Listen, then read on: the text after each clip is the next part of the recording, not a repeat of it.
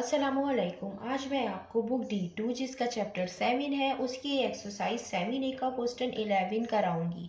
Question 1 to 10 इससे पहली videos में मैं करा चुकी हूँ।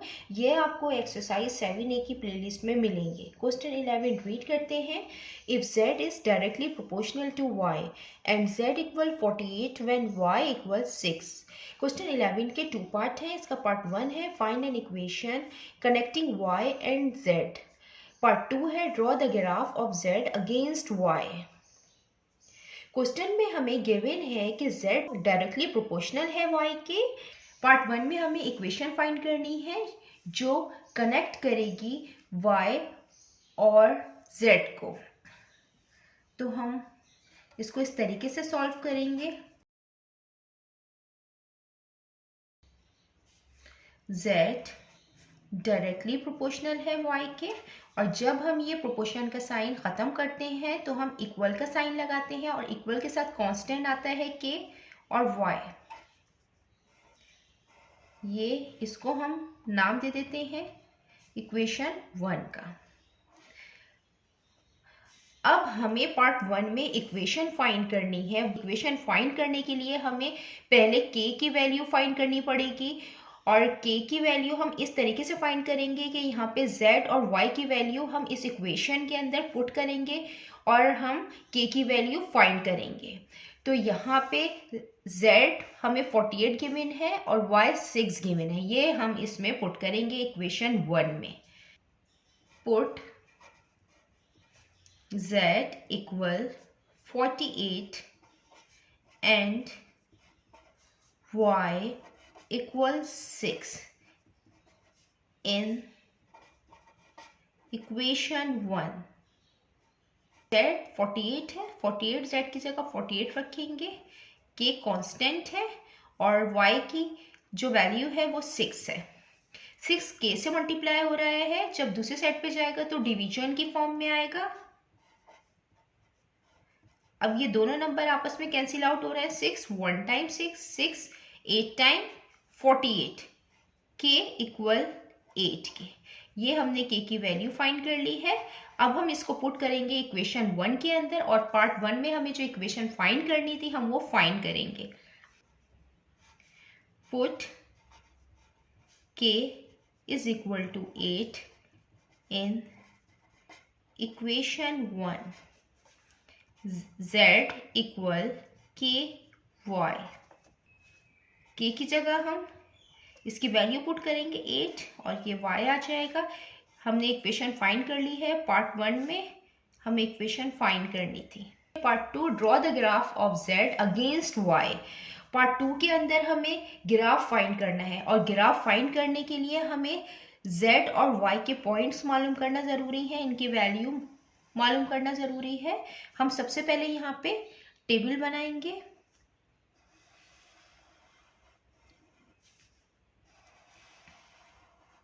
जिसमें हम y और z की वैल्यू रखेंगे। पहले y ले लेते हैं, फिर z। सबसे पहले जो y का पॉइंट लेंगे, जो वैल्यू लेंगे हम यहाँ, वो 0 लेंगे, और 0 हम इस इक्वेशन में पुट करेंगे जो हमने इक्वेशन 1 में फाइंड की है।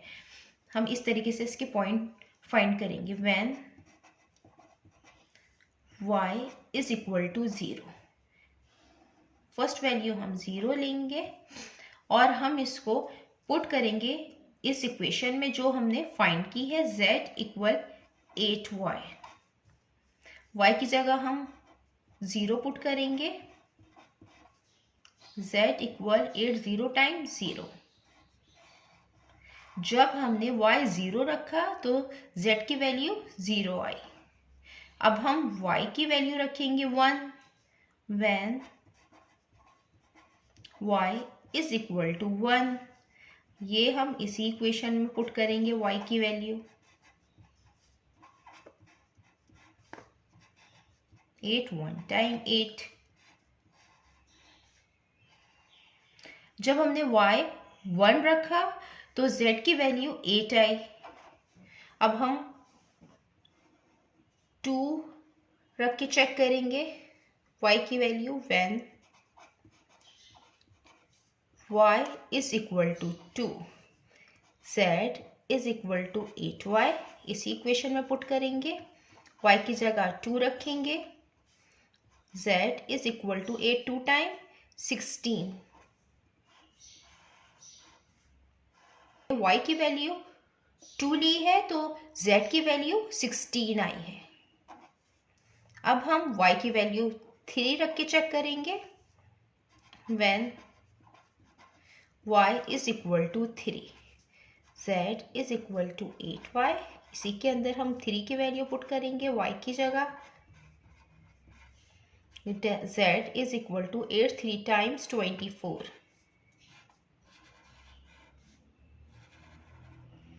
यहाँ पे जब हमने y की वैल्यू 3 ली तो z की वैल्यू 24 आई है। अब ये हमने पॉइंट्स मालूम कर लिए हैं, अगर और भी आप पॉइंट्स लेना चाहें आगे तो वो भी ले सकते हैं। मैंने यहाँ पे 0 to 3 पॉइंट्स लिए हैं। पेपर पे हम ग्राफ ड्रॉ करेंगे। सबसे पहले ग्राफ पेपर पे हम 2 लाइंस ड्रॉ करते हैं। ये वर्टिकल लाइन लेंगे जिसको हम y एक्सिस कहते हैं, इसमें एक हॉरिजॉन्टल लाइन लेंगे जिसको हम x एक्सिस कहते हैं। हॉरिजॉन्टल लाइन ड्रॉ करेंगे,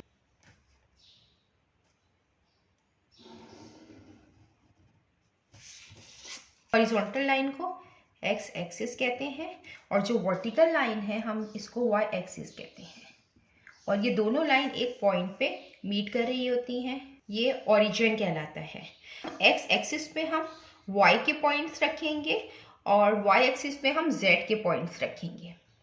y के पॉइंट यहाँ पे लिखते हैं, 0 से शुरू करेंगे, 0 देन 1 2 3। हम इस पूरे कंप्लीट बॉक्स को हम 1 यूनिट के इक्वल लेंगे, 1 होगा, देन ये 2 होगा, देन फिर ये 3 होगा।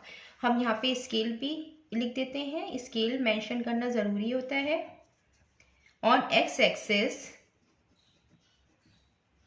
एक्सिस पे ये जो 1 कंप्लीट बॉक्स है इसको 1 यूनिट के इक्वल लिया है, तो हम लिख लेते हैं 1 box is equal to 1 unit. अब z के पॉइंट्स लिखते हैं, 0 है, देन 8 है, 16, देन 24। इसमें जो 1 कंप्लीट बॉक्स है इसको 8 यूनिट के इक्वल लिया है। ऑन y एक्सिस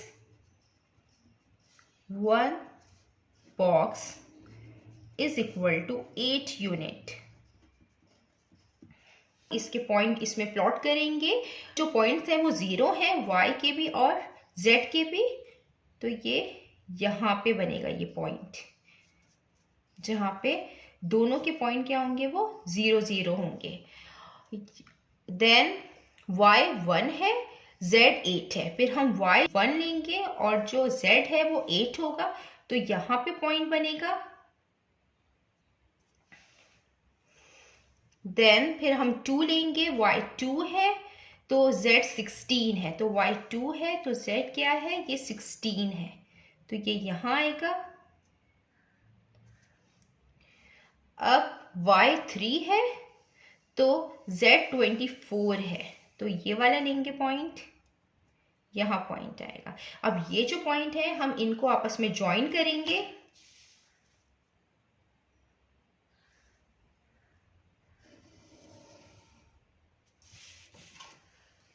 ये हमने यहाँ पे पॉइंट ज्वाइन कर लिए हैं और जो पॉइंट है हम यहाँ पे लिख देते हैं।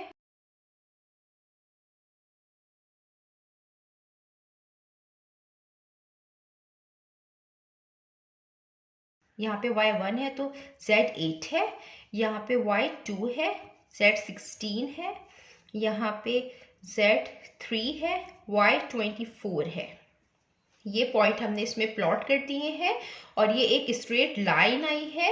डायरेक्ट प्रोपोर्शन का जो ग्राफ बनता है वो स्ट्रेट लाइन का बनता है, that passes through the origin.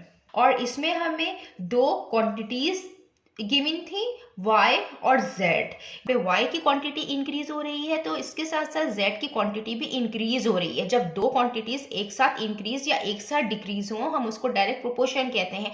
यहाँ पे दोनों क्वांटिटीज इंक्रीज हो रही हैं। ये 0 है y की वैल्यू, फिर 1 2 3 है, यहाँ पे 0 8 16 24 है। तो ये जो ग्राफ बना है ये इंक्रीजिंग ऑर्डर के अंदर बना है। जितना मैंने एक्सप्लेन किया है, अगर इसमें कोई भी क्वेरी है तो आप कमेंट्स में मुझसे पूछ सकते हैं। अल्लाह हाफिज।